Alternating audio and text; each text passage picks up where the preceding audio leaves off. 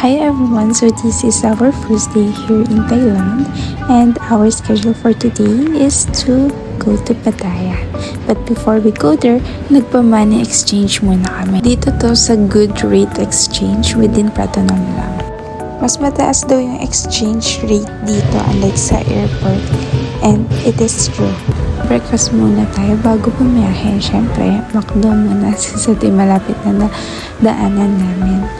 Pinapalit pa namin yan kasi yung sausage wala. So walking distance lang yung BTS station sa amin, and yung pinakamalapit na station is yung Ratchathaiwi. From Ratchathaiwi, sasakay kami to Ekkamay Station. Meron silang self-ticket machines here pero coins and QR lang yung tinatanggap, kaya we decided to buy tickets na lang sa staff.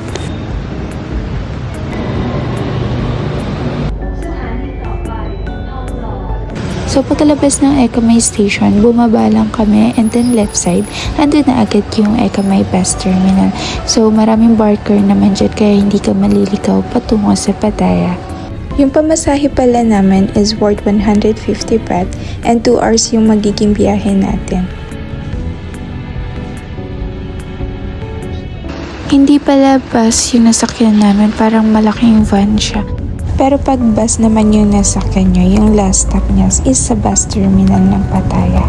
So expect namin bababa kami sa bus terminal pero hindi, tuloy-tuloy pala tong van na to.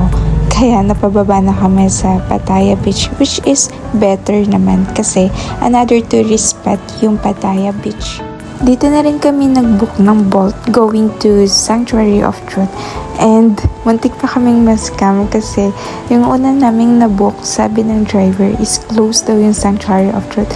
So parang nataranta kami kasi bayad na yung ticket namin sa Klook, so another hassle na naman to refund.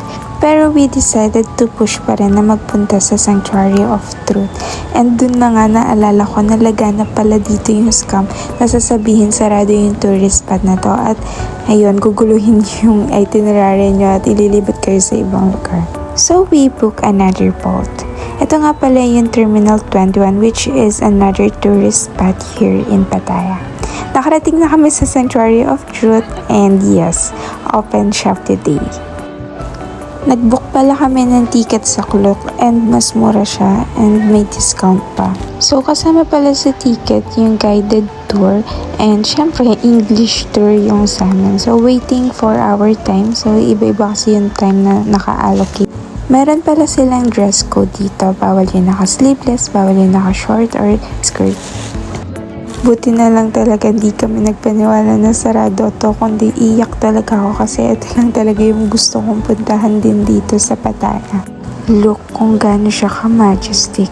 Partida, malayo pa lang yan ha. Paano pag malapitan na? Look at the details. Talaga makikita mo na until now, ongoing pa rin talaga yung paggawa sa kanya.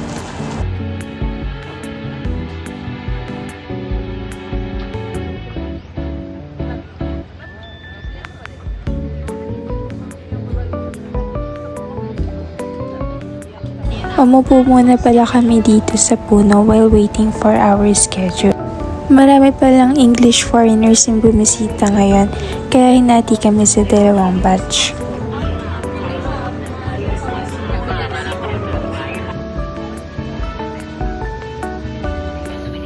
Pagkababa nyo pala, bibigyan kayo ng helmet for safety kasi nga ongoing yung paggawa sa kanya sa loob. Decoration on the wood carving area. Maganda rin pala yung mga madadaanan nyo, kaya busog agad yung mga mata nyo.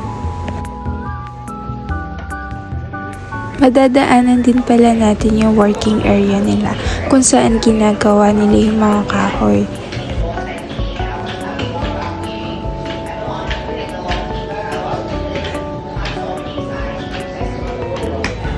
Ito yung mga employees nila. Makikita nyo talaga mano-mano nilang kinakarve yung mga kahoy. Very educational yung tour na to at bagay na bagay sa mga students. At eto na nga, ang outside ng Sanctuary of Truth. Napakaangas. Grabe, February pa lang pero sobrang init at tirik na ng araw. Meron din pala silang elephant riding dito. So dito na nga ang pinaka-entrance ng Sanctuary of Truth. Tara, pasok tayo. So hahayaan ko muna kayong i-appreciate yung ganda sa loob. Alright, everyone, could you turn right over here? Stop in the front over here. Let's come in inside.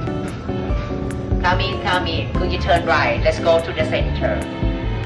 Bawat corner pala may story behind at kung sino yung sculpture na yun. After here, ang next stop natin ay ang Elephant Village.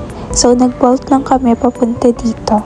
Sa loob pala ng Elephant Village, meron silang cafe. So yung entrance fee is 500 baht with complimentary drink na yun. Meron din pala silang iba't ibang activities sa loob pero separate yung bayad. Pwede ka rin magpakain ng elephant, so 250 ang one basket of banana. Meron din pala silang mini zoo dito kaya hindi lang focus sa elephant. Meron ding elephant riding, 500 pesos per person yan. So, ito yung Mongchang Cafe. So, dito tayo kukuha later ng complimentary drink. Maraming tables and chairs na pwedeng pagstayan.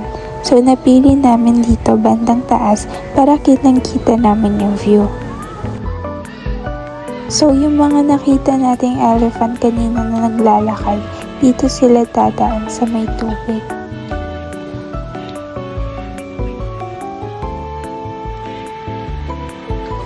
Sulit na nga yung bayad dito kasi nakaka-relax talaga at ang ganda ng ambience.